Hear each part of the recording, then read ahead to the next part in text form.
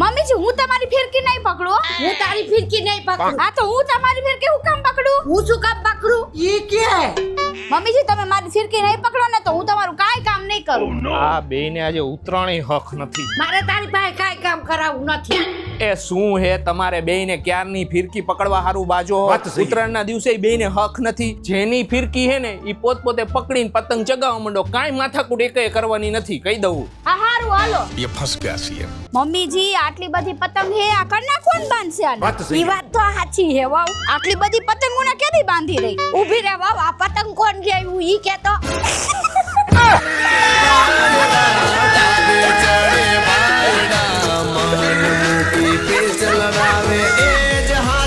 મમ્મીજી આઈડિયા કેવો હતો? फिर पड़े रे भाई ने कायना हाथों हाथ माथे खेची